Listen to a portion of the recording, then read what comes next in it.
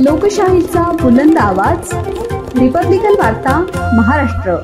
मालेगाव तालुक्यातील चिमुकलीवर झालेल्या अत्याचार प्रकरणी फुलंब्रीत मोर्चा, तहसीलदार यांना देण्यात आले निवेदन। फुलंब्री येथे मालेगाव तालुक्यात चिमुकलीवर झालेल्या अत्याचार विरोधात मोर्चा काढून तहसीलदार यांना देण्यात आले निवेदन। दिनांक 16 नोव्हेंबर रोजी मालेगाव तालुक्यातील डोंगराळे या गावात लहान चिमुकली बालिका कुमारी यज्ञा जगदीश दुसाने या 3 वर्षाच्या बालिकेवर आरोपी विजय संजय खैरनार या नराधमाने अमानुषपणे बलात्कार करून तिची निर्घृणपणे हत्या केली। या घटनेची राज्यासह संपूर्ण देशात संतापाची लाट पसरली आहे।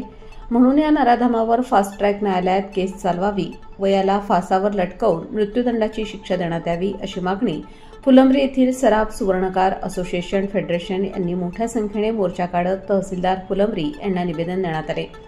या निवेदनावर श्याम विष्णू वानखेडे, अक्षय भगवान वानखेडे, गौतम गंगावणे, प्रकाश पुरहाळे, सुनील बाविस्कर, भगवान बाविस्कर, सीताराम बाविस्कर, भानुदास बाविस्कर, राहुल वानखेडे, गणेश आधाणे, हनुमंतराव पाटील, भानुदास वानखेडे, मधुकर वानखेडे, प्रकाश वर्मा, सचिन जोजारे, नरेश वानखेडे, दीपक निकम, वैभव मंडलिक, गणेश वानखेडे, सोमनाथ पोहरसकर यांच्यासह अनेकांच्या सह्या आहेत। या मोर्चामध्ये लहान मुलांसह महिलांनी मोठ्या प्रमाणात हजेरी लावली।